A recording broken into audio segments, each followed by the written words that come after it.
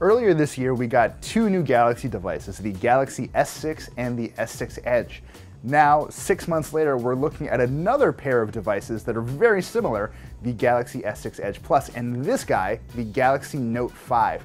Now, if you look inside this beautifully curved chassis, the internals are basically identical to what we got earlier this year. So we still have the Exynos 7420 octa-core chipset with the addition of a new 4 GB of RAM, so slightly different there.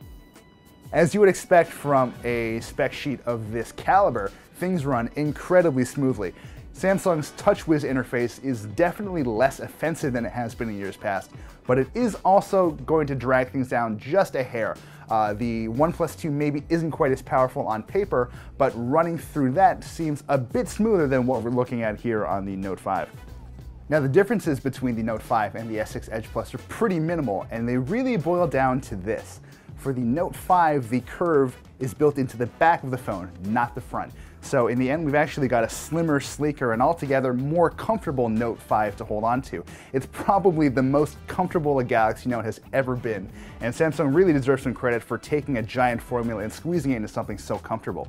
Looking inside that curved chassis doesn't reveal much in the way of differences though, so if you look at the chipset in the S6 Edge Plus and the Note 5, you'll find it's actually the exact same Exynos 7420 octa-core chip that we saw in the S6 and the S6 Edge. The only major change we've got this time around is the addition of 4 GB of RAM compared to the 3 we got last time.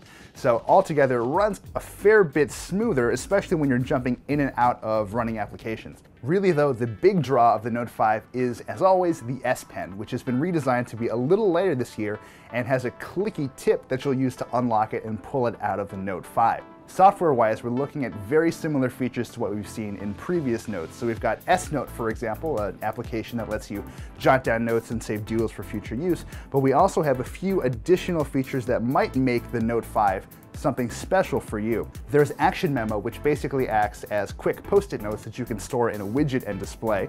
Smart Select lets you select parts of the screen to write on, and Screen Write basically takes a screenshot for you to mark up as well. You can also do that for entire websites in long forms, so you'll be able to get longer screenshots for offline use. The best new feature we've got here is called Instant Memo, and it leaps into action when you pull the S Pen out of its holster. The screen won't light up, but you'll be able to write on it and have those notes saved directly into S Note once you're done. It sort of makes the whole thing feel a little more analog in a very pleasant way. You're able to pull out your pen and start writing sort of like you would on a notebook, so blurring the lines there is actually quite valuable. Beyond the software, we've also got a pretty impressive 16 megapixel rear-facing camera. Now that's not too different than the version we saw in the S6 and the S6 Edge earlier this year, which means we're getting very crisp, vibrant colors and lots of detail. Low light performance is always a little sketchy when it comes to smartphone cameras, but the Note 5 is a very, very solid performer here. More importantly, you can now live stream directly to YouTube right from the camera app. It's a new addition and one I'm not sure really needs to be there, but living in an age of Meerkat and Periscope where anyone can be a celebrity, this was bound to happen. Oh, and who could forget the 5.7-inch Quad HD Super AMOLED screen up front? It's actually one of the best looking displays I've ever come across in a smartphone. Colors are incredibly vibrant, which is sort of standard for an AMOLED screen, but it is a real champion when it comes to outdoor use, especially under the harsh summer sun. You're not going to have any trouble reading this thing.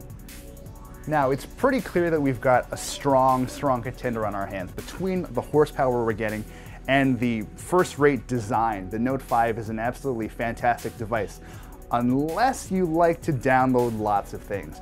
You see, you're only going to be able to get the Note 5 with either 32 or 64 gigabytes of internal storage. There was originally a 128 gigabyte version that Samsung had on their website before they said it was wrong and didn't exist. The problem is there's no expandable memory card slot, so if you're the sort of person who likes to hoard apps and media, you might be running out of space very quickly. The Galaxy Note formula has really never been for everyone, but with its fifth at-bat, Samsung finally made a device that feels like it could be for everybody. It's also a little bit cheaper than the Galaxy S6 Edge Plus, which is a little surprising considering that phone really doesn't do much more than the version it supplements.